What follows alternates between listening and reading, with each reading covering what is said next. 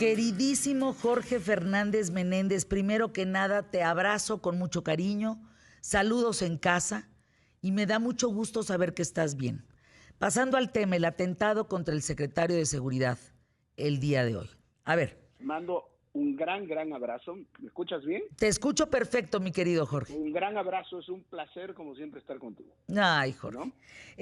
Pues la verdad, me da mucho gusto saludarte y preguntarte varias cosas. Fíjense, hace un momento Alfonso Durazo habla sobre el atentado contra García Harfuch y dice, la Guardia Nacional da seguridad al hospital donde está siendo atendido el funcionario y mencionó sin querer el hospital donde se encuentra. Jorge, ¿qué está pasando? ¿Qué ves tú en el escenario? Lo que yo veo y acabo de mandar a mi cuenta de Twitter es lo siguiente. Parece que el pacto de Andrés Manuel López Obrador con el crimen organizado no cubre a su gente, a su gabinete, a Claudia, a los servidores de seguridad pública federal y estatal, y eso tampoco lo calculó. A ver si su mensaje después del atentado de hoy sigue siendo abrazos, no balazos. ¿Tú qué estás viendo, Jorge? Mira, yo no sé si hay un pacto con el crimen organizado. Lo que sí sé que hay una estrategia que tácitamente está planteando tener lo que se dice, ¿no? Abrazos y no balazos. Y donde hay funcionarios que están siguiendo la estrategia que tienen que seguir. Omar García Harfuch era uno de los principales, no conocemos exactamente todo lo que ocurre en todos los estados del país, pero yo no recuerdo, no conozco por lo menos yo, un secretario de Seguridad Pública tan comprometido con la seguridad pública y con la lucha contra los grupos criminales como García Harfuch. Hay personas que también cumplen con esa labor. Conozco muchos elementos militares que siguen cumpliendo con esa labor.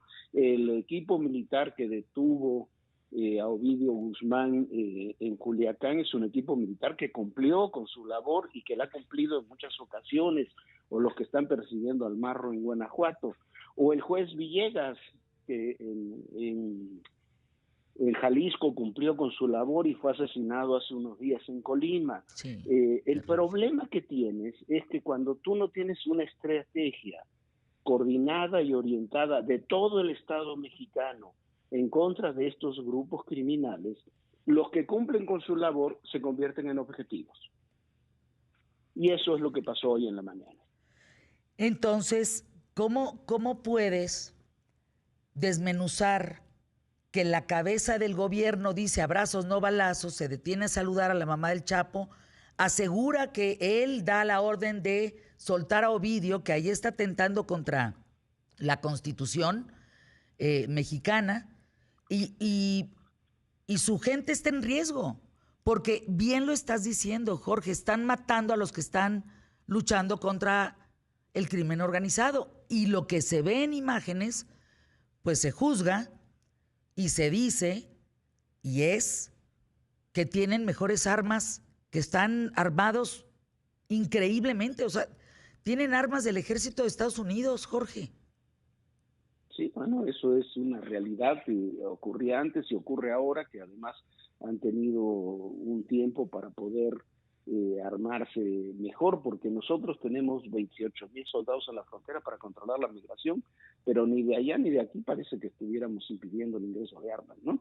Entonces, es una situación delicadísima, donde lo que hay que hacer es rever la estrategia de seguridad. El presidente, con todo respeto, podrá decir lo que quiera, pero lo que sucede es que se topa con la realidad, y la realidad es la que vivimos todos, y es la que viven los propios funcionarios, que algunos no lo hacen, pero muchos tienen que cumplir simplemente con su tarea, y su tarea es combatir a los delincuentes, su tarea es garantizar.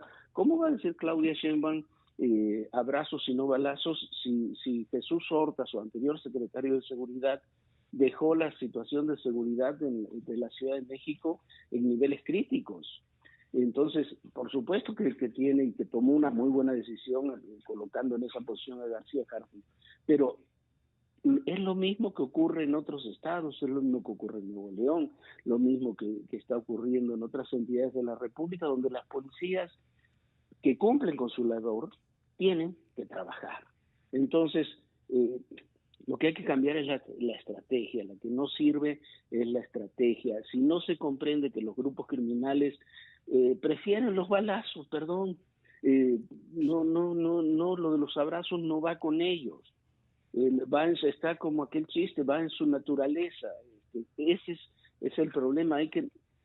Se ha pensado en el gobierno federal como si tienen malos asesores el gobierno federal en este tema, y piensan, muchos de ellos que vienen de viejas luchas de izquierda, y a veces el propio presidente parece que piensa así, que toda la lucha contra el narcotráfico fue algo así como la lucha contra las guerrillas en América Latina, en Sudamérica o Centroamérica de los años 70 y 80, y que entonces tú vas a hacer una amnistía, vamos a ser todos felices y se acabó la dictadura y comienza un gobierno democrático. Son grupos Jorge, criminales, no son guerrilleros. Qué obsoleto pensamiento, Jorge. Y sí, es parte de lo que estamos viviendo. No se entiende porque si tú no entiendes un fenómeno, no puedes entender, no puedes establecer una estrategia para resolverlo. Si tú no tratas al crimen organizado como crimen organizado y lo quieres tratar como una guerra contra el pueblo y demás, te equivocas.